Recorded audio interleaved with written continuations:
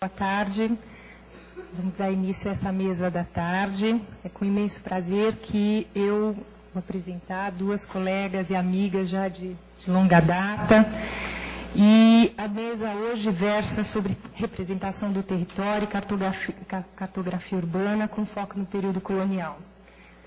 Renata é arquiteta, formada em Belém do Pará, mas desenvolveu mestrado e doutorado em Lisboa, na Universidade Nova de Lisboa, sobre urbanização e urbanismo na Amazônia e em Mato Grosso colonial. O seu mestrado, As Cidades da Amazônia no século XVIII, Belém, Macapá e Mazagão, foi publicado pela Universidade do Porto, mas o doutorado, a Urbanização do Mato Grosso no século XVIII, Discurso e Método, ainda não foi publicado, né, Renata? O que é uma pena.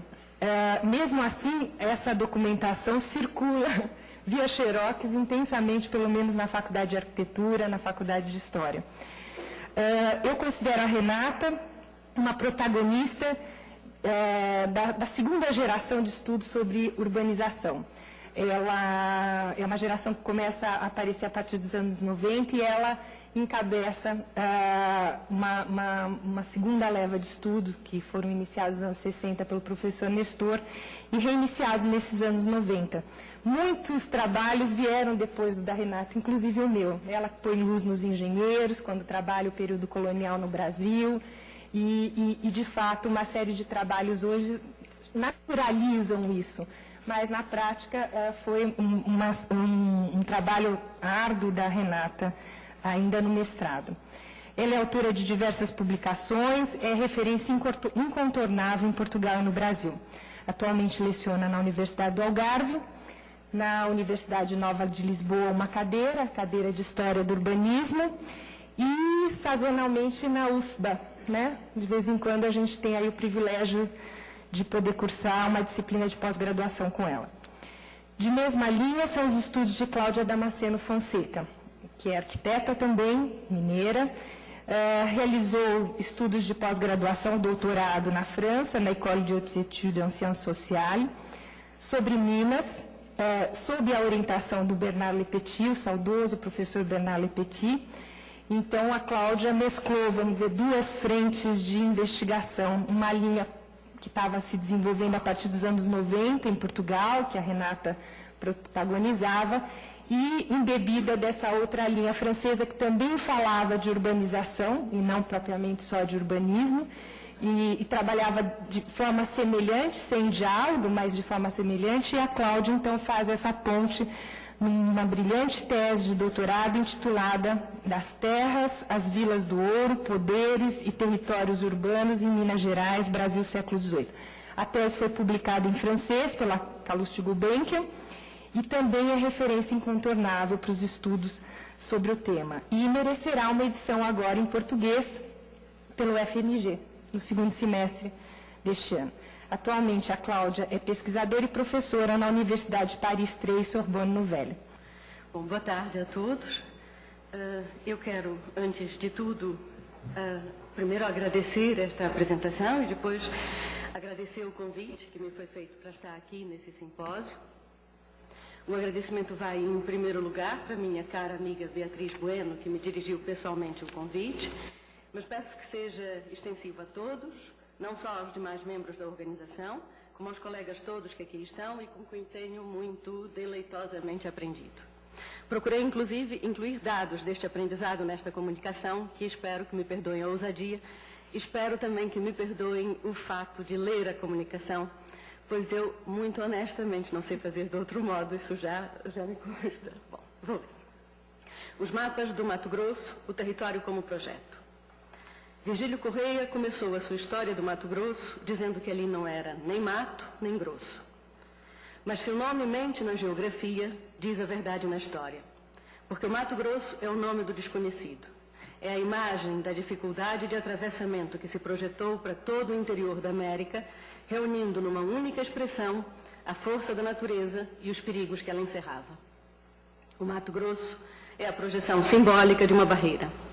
É por isso muito interessante que este nome se tenha mantido, porque ao longo de todo o processo de efetiva construção territorial que se opera no Mato Grosso, A ideia básica que lhe está subjacente é precisamente a da barreira.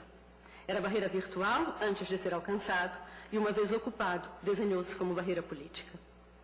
Como convinha a consolidação dos discursos de posse, as narrativas fazem remontar a gênese da conquista do Mato Grosso aos primeiros avanços dos bandeirantes ainda no século XVII.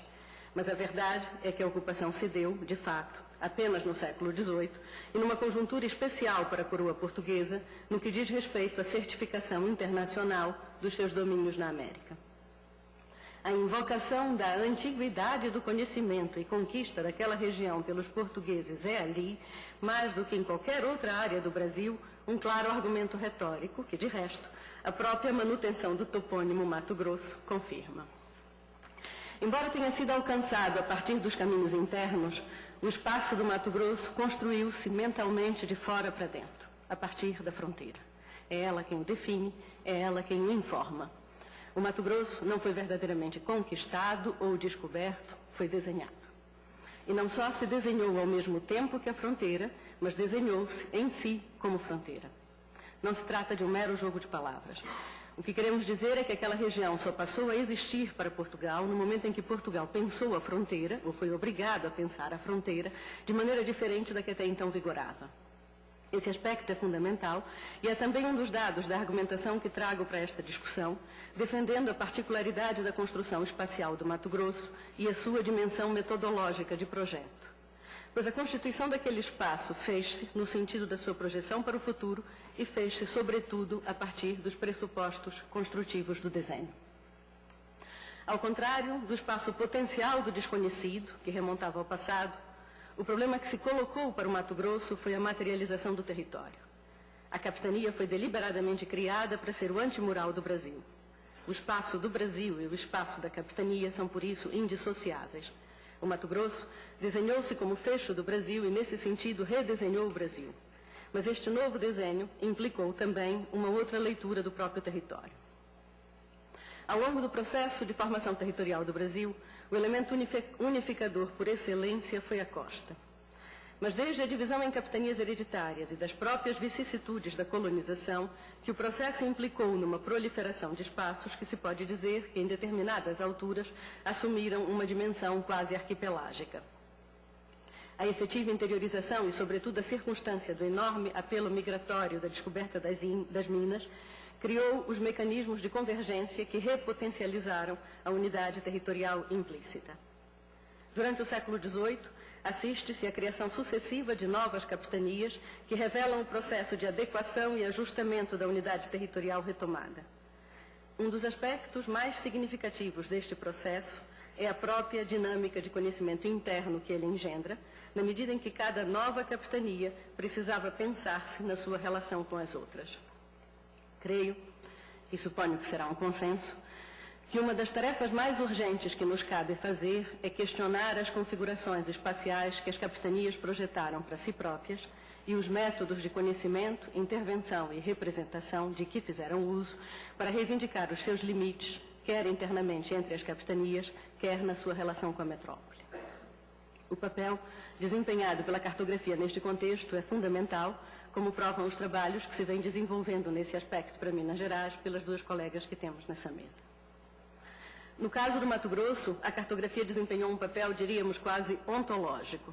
Não apenas porque foi o instrumento de fixação da imagem daquele lugar, mas porque foi o elemento básico da sua própria constituição. A questão que me propus para esta mesa redonda e que trago para discussão é perguntar até que ponto a cartografia do Mato Grosso no final do século XVIII pode ser lida como agente e reflexo de uma nova consciência do território, ou mais propriamente, se a construção da fronteira ocidental do Brasil pode ter sido a expressão primeira desta nova consciência no universo português. A construção da imagem cartográfica do Mato Grosso foi, naturalmente, um processo cumulativo. A uma primeira geração de cartas, que são quase apontamentos, sucedeu-se uma segunda e depois uma terceira, que são, ao mesmo tempo, cada vez mais elaboradas e sintéticas. Os marcos cronológicos destas dessas fases correspondem aos sucessivos governos da capitania e culminam no excepcional conjunto de mapas recolhido e produzido durante o governo de Luís de Albuquerque de Melo Pereira e Cáceres e continuado no de seu irmão, João de Albuquerque, que contaram para tal com a ação dos engenheiros da Comissão Demarcadora de Limites. Importa ter em conta que, mesmo quando não dispunham de técnicos, os governadores reivindicaram para si próprios a recolha pessoal das coordenadas geográficas ou a competência da direção dos trabalhos cartográficos. O que os coloca numa posição especial, posto que assumiam que a sua leitura do espaço era informada pelos mesmos pressupostos teóricos dos técnicos, o que é relevante, como veremos. Um dos eixos de suporte da cartografia do Mato Grosso é precisamente o conjunto de mapas representando as viagens dos governadores. Inauguram a série os mapas que representam a viagem de Dom Antônio Rolim de Moura, que, segundo o seu próprio relato, mediu pessoalmente as coordenadas dos vários pontos por onde passou, desde Santos até Cuiabá. Os dados obtidos acabaram por dar origem a 2 mapas, um relativo ao caminho de Santos a Vila Bela, outro referente ao caminho entre Cuiabá e Vila Bela. São esses 2 mapas, este e este. O desdobramento em 2 mapas é, já de si, interessante, pois podemos lê-los como a parte acrescentada e a sua ligação ao todo. Também a descrição metodológica da execução que se revela nas legendas e que indica que há partes calculadas e descritas por observações ajustadas de quem fez a viagem e outras desenhadas por informações solícita e miudamente tomadas de muitas pessoas práticas do mesmo continente. Mas o mais significativo destes mapas é a própria apresentação do espaço pelo caminho. O caminho constitui o território dominado, à volta do qual persistem as identificações do sertão dos Bororós ou do reino do gentil Caiapó. A descrição do caminho revela-o como meio de penetrar nesta área ainda não totalmente dominada, como conhecimento em si do percurso no espaço, mas também como meio de integração deste espaço à rede urbana, note-se, pois são as vilas os pontos de partida e chegada. Em termos gráficos, não se faz a linha externa do desenho do território, mas as suas linhas do meio, os seus eixos. Nesse aspecto, e apesar dos erros evidentes, um dos exemplares mais interessantes da cartografia do Mato Grosso é um mapa sem autoria, nem data assinaladas, que faz parte do acervo da Casa da Ínsua e em cuja legenda se indicam, em cores diferentes, a derrota, ou seja, o percurso da viagem, de Santos, São Paulo, Itu até Vila Boa de Goiás e desta até Natividade, os caminhos de Vila Boa até o Cuiabá e desta até Mato Grosso, isto é, Vila Bela, por terra e por canoa.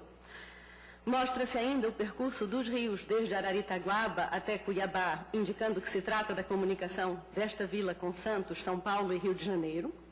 Aponta-se o caminho que fez João de Souza Azevedo até ao Pará pelo Tapajós e a sua volta para o Mato Grosso pelo Guaporé. Também se marcam os caminhos eventualmente possíveis de se fazerem de Cuiabá ao Pará pelo Rio Arinos, assim como se indica o Tocantins como a ligação entre o Pará e a gente da Natividade. Trata-se de um verdadeiro inventário das principais conexões do Mato Grosso com o norte, o centro e o sul do Brasil. Mas mais importante que isso, trata-se de um relatório visual do próprio processo histórico do estabelecimento dessas conexões a partir das sucessivas viagens de exploração. A viagem de Luís de Albuquerque de Melo Pereira e Cáceres veio também confirmar tal quadro. Mesmo antes da partida do Rio de Janeiro, o governador teve a preocupação de recolher as informações mais atualizadas e detalhadas sobre o longo caminho que iria percorrer até a sua capitania. Foi inclusive encomendado um mapa mostrando a região entre Vila Boa de Goiás e Cuiabá, o qual foi especialmente realizado para sua viagem. Há 2 versões da carta da viagem de Luís de Albuquerque e peço desculpas por tê-las ambas em péssimas reproduções. São estas 2. Ao compararmos estes desenhos com os relativos à viagem de Rolim de Moura, as diferenças são evidentes. Aqui já não se tratava de mostrar um caminho que pretendia configurar um território, mas de apresentar um território constituído no qual se indicavam um ou mais caminhos. A própria representação dos eventuais vazios de conhecimento e de poder sobre o território, que se mantinham, como o sertão do gentil Caiapó, eram apresentados inseridos num conjunto muito mais sólido de referências geográficas que os limitavam entre áreas de soberania garantida e não ao contrário, como era nos mapas de Rolim de Moura. Mas o mais significativo nestes mapas é que a manifestação da viagem de Luís de Albuquerque até a capitania mais ocidental da América Portuguesa exigiu, de certo modo, não apenas a indicação do seu próprio eixo, mas a descrição dos espaços das 5 capitanias por onde o governador passou, passo a citar, com as suas relativas extensões e limites, e, igualmente, a fronteira do Estado do Brasil com os domínios de Castela. Esta indicação da própria legenda do mapa pode ser lida em 2 sentidos.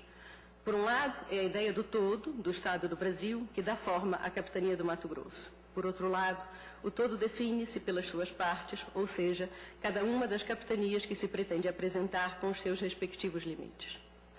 Sabemos que os limites entre as capitanias e mesmo entre as partes internas de cada capitania foram fonte dos mais variados conflitos durante a segunda metade do século XVIII. Volto a referir que essa dinâmica é crucial para entender o processo de constituição do todo pelas suas partes. Mas enquanto em Minas ou São Paulo as disputas fazem-se entre as respectivas fronteiras internas, pretendendo todos ampliar as suas áreas de arrecadação, no caso do Mato Grosso, a fronteira per se sublima, de certo modo, os limites internos. A ideia do todo da América Portuguesa é a base operativa e mental de toda a cartografia produzida no Mato Grosso durante a administração de Luís de Albuquerque. Mesmo quando se desenha só a capitania, esta lê-se como parte do desenho do Brasil. O primeiro exemplar desta nova série, já agora de efetivos mapas do território, foi a carta realizada em 1778, intitulada Mapa de todo o vasto continente do Brasil ou América Portuguesa, com as fronteiras respectivamente constituídas pelos domínios espanhóis adjacentes. Luís de Albuquerque clama que construiu praticamente sozinho este mapa. O governador perdeu sucessivamente os engenheiros que tinha de serviço no Mato Grosso, tendo morrido em 1774 Salvador Franco da Mota e em 1777 Domingos Campos Sete. Segundo os seus relatos, o governador fez questão de compilar todos os dados disponíveis na capitania e, fazendo uso das medições, entretanto, efetuadas na região, quer por si próprio, quer pelos engenheiros, assim como de outras cartas existentes na Secretaria do Governo, montou este mapa, tendo encomendado apenas a sua cópia, o desenho, a um curioso do país. Este curioso era Francisco Xavier de Oliveira, um velho desenhador que vivia em Cuiabá desde os tempos de Rolim de Moura e que Luís de Albuquerque tinha levado para Vila Bela e que é, certamente, o autor da bela cartela que acompanha o mapa. Nas notas, que também foram emolduradas pelos desenhos de Francisco Xavier, Luís de Albuquerque explica o processo utilizado na confecção do que ele próprio identifica como monumento geográfico.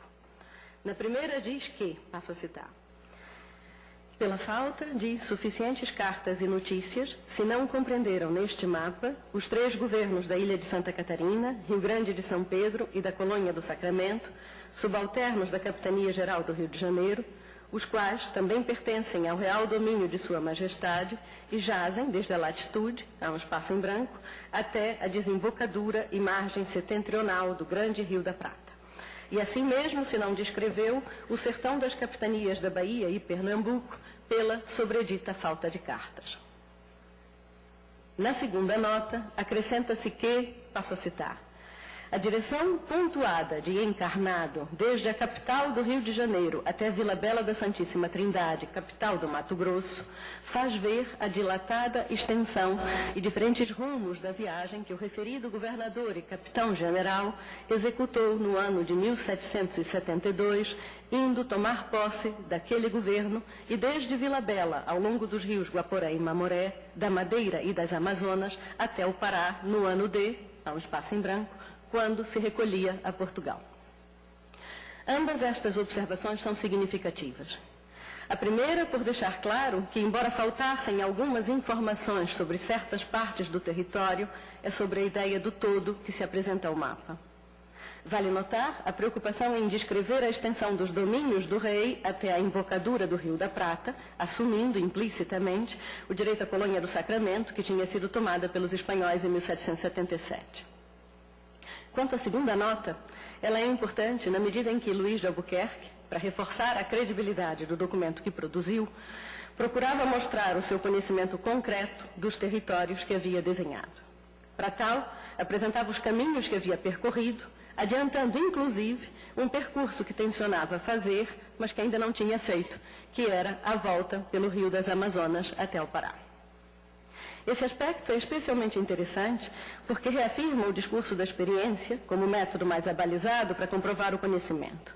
Mas é também significativo que parte desta experiência possa ter sido assumida avant la lettre. Luiz de Albuquerque podia afirmar que conhecia concretamente, pelo menos até a metade do caminho do Pará, pois o tinha percorrido até as cachoeiras do Rio Madeira. Dali até Belém, o seu conhecimento era teórico, mas não era menos concreto. Na verdade, o governador detinha efetivamente o saber geográfico e espacial de todo o vasto continente do Brasil, tal como apresentava. Mas esse saber, que foi, a vários níveis, partilhado pela sua geração de governantes do Brasil, era um saber novo. Pois era um saber que se fazia não apenas da concretude da experiência, mas também da leitura racionalizada e sistematizada do espaço. Insistindo no tema da fronteira, Luiz de Albuquerque mandou fazer, depois desse, uma série de outros mapas que mostravam a capitania do Mato Grosso e as suas adjacentes, ou que ampliavam a área da linha de fronteira proposta pelo governador. Aumentando sucessivamente a escala de desenho, procurava mostrar com maior detalhe as áreas problemáticas. A sequência do mapa da capitania, aqui é uma sequência só da linha de fronteira que o próprio Luiz de Albuquerque propunha e a área especificamente mais problemática à volta de Vila Bela.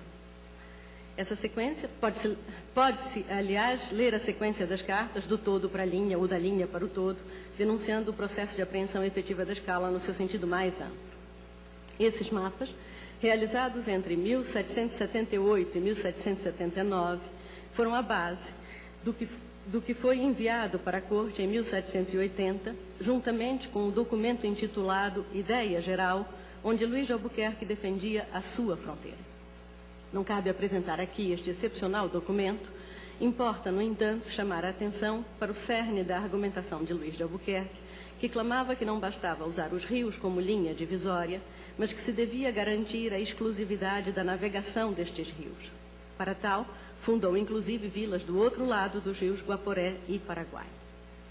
Esse aspecto é em si muito interessante. Albuquerque reivindicava como dado essencial da operatividade da própria fronteira que ela pudesse funcionar como um caminho, como o último caminho, como a ronda interna da América. Podemos naturalmente reinvocar a ideia da Ilha Brasil, que supostamente esteve na base da própria discussão do Tratado de Madrid e que se poderia ler como um dado de continuidade da visão territorial do Brasil. Mas a consciência geográfica desta nova geração acrescenta uma importante novidade, pois projeta esta ideia da conectibilidade não só a partir de uma leitura política, mas também econômica e, sobretudo, conceptual. Os rios da fronteira eram reivindicados como a marca do domínio político e como o caminho das mercadorias, como a contracosta, o litoral interior. Mas eram também a expressão do domínio conceptual do território. Eles constituíram o desenho que se fez com os elementos da própria natureza. Representam a vitória da razão contra o Mato Grosso. Neste sentido, é significativo lembrar a verdadeira obsessão demonstrada por Luiz de Albuquerque, pelo que ele identifica em mais de uma carta como o istmo entre os rios Alegre e Aguapeí, por onde sonhava poder ligar as bacias do Amazonas e do Prata, permitindo a circunnavegação do Brasil. A legenda da carta diz que este istmo é talvez o mais memorável do seu gênero. Considerando naturalmente que Luiz de Albuquerque sabia que um istmo é uma parte entre dois mares, é muito interessante o uso desta expressiva metáfora para referir a esta ligação, apenas sonhada, entre dois pequenos rios que são lidos como braços das águas grandes do Amazonas e do Prata. Depois da chegada dos engenheiros e matemáticos em 1782, os mapas passaram a ser o seu maior encargo no Mato Grosso, assumindo eles o conjunto dos levantamentos e desenhos. No entanto, Luiz de Albuquerque continuava a afirmar a sua participação pessoal nos trabalhos cartográficos e, em especial, o seu empenho em inspecionar diretamente aquelas tarefas. Em 1789, determinou que os membros da comissão demarcadora fizessem o mapa geográfico de quase toda esta península da América Meridional, que será, provavelmente, o mapa recentemente descoberto por Neil Saffer em Londres, que aproveito para agradecer o envio que me fez da imagem. Na legenda, volta-se a referir que se trata das terras de Sua Majestade, naquela parte do mundo debaixo do nome de Brasil, que se apresenta separada das da coroa de Espanha por uma linha limítrofe e subdividida nos seus governos e capitanias generais. O todo do Brasil, constituído pelas suas partes internas, surge no mapa claramente destacado do conjunto maior da América Meridional. A ênfase gráfica das cores é tal que aquela parte do mundo debaixo do nome de Brasil parece quase recortar-se do resto do desenho. Note-se que a linha azul, que a legenda identifica como a fronteira, sobrepõe-se às linhas de outras cores da constituição das capitanias. Para tentar incorporar as lições que aprendi com a Carla Lois e seguindo as metáforas geográficas, poder-se-ia ver um continente dentro do continente. É interessante ver a simetria que a linha interna aponta, repetindo, de certo modo, as curvas do perfil continental. A par destes grandes mapas, que representam a síntese da leitura do território, as cartas hidrográficas constituíram a maior parte dos trabalhos realizados pelos técnicos da Comissão Demarcadora. Os desenhos dos rios do Mato Grosso são um dos conjuntos mais elucidativos e bonitos do que significou a apreensão da terra pela água, que marca desde o início a expansão portuguesa. Os trajetos dos rios e a rede de conexões por eles proporcionadas, que no fundo foram a base dos primeiros mapas de caminho, passaram a ser os objetos de uma leitura do espaço cada vez mais aprofundada. Através dos seus percursos, efetuou-se uma espécie de corte do território, lendo-o a partir das suas veias internas. Há um constante aprimorar das capacidades de hierarquização da informação geográfica, que, tomando as vias fluviais como eixo das composições, fez surgir, literalmente, nas margens dos rios, todo o espaço que se descortinava para além delas, de que a comunicação que ouvimos na terça-feira da tarde da Fátima Costa deu um belo exemplo. Em 1788-89, Francisco José de Lacerda e Almeida coordenou a expedição e realizou o mapa do leito dos rios Taquari, Coxim, Camapuã, Varanda de Camapuã, Pardo, Paraná, Tietê e caminho de terra desde a freguesia de Nossa Senhora da Mãe dos Homens de Araritaguaba até a cidade de São Paulo. Trata-se, como é evidente, do percurso inaugural da capitania, realizado em sentido contrário, indo do Mato Grosso para o povoado de onde partiram os primeiros bandeirantes que desbravaram aquela região. Elegia esse mapa, preciso e conciso, como fecho simbólico de um ciclo na cartografia do Mato Grosso, como a imagem refletida dos mapas da viagem de Rolim de Moura. Os governadores e engenheiros tinham refeito na terra e no papel todos os caminhos da região, tinham finalmente construído, em termos concretos e mentais, o seu território. Numa analogia, desta vez geométrica, podemos ver o processo como uma sequência básica de desenho dos pontos, retas e do plano. As vilas, os caminhos que as conectavam pelos rios e por terra e o desenho final do contorno da capitania e, por extensão, do Brasil. Retomamos a questão que tínhamos posto no início. Parece-nos que o processo de construção cartográfica do Mato Grosso pode efetivamente ser lido como reflexo de uma nova consciência do território. Consciência esta que se revela na percepção moderna do conjunto de relações que este território engendra e que por isso dota o próprio território per se de valor. Tal circunstância pode ter sido a expressão primeira desta nova consciência no universo português e a precocidade desta percepção um fator fundamental para a garantia da unidade territorial brasileira. É possível intuir que este conhecimento terá sido, em vários aspectos, partilhado por essa geração que vivenciou o mato. Mas é também provável que estes homens tenham tido necessidade de difundir a sua visão na metrópole, que em várias circunstâncias parecia ainda não ver o todo. De igual modo, é também possível intuir que este todo anteriormente visto na própria colônia foi o resultado de um enorme conjunto de operações paralelas e simultâneas em que cada uma das suas partes se ia configurando na relação e contiguidade que estabelecia com as outras. As disputas pelos limites internos das capitanias são a evidência da superação da vivência arquipelágica do espaço do Brasil. As eventuais ilhas remanescentes passaram a ser a dos territórios indígenas, cujos sertões de bárbaros vão sendo suprimidos ou aparecem como que cercados por outros elementos nos sucessivos mapas que se produzem. Para tal processo, a confecção e leitura operativa da cartografia pesou como elemento basilar, isto é, o conhecimento que vários dos governadores e engenheiros desta geração clamavam foi efetivamente adquirido por eles próprios. O que os fez poder dizer que viam e conheciam o espaço, ainda quando não o tivessem percorrido, mas precisamente porque o tinham desenhado.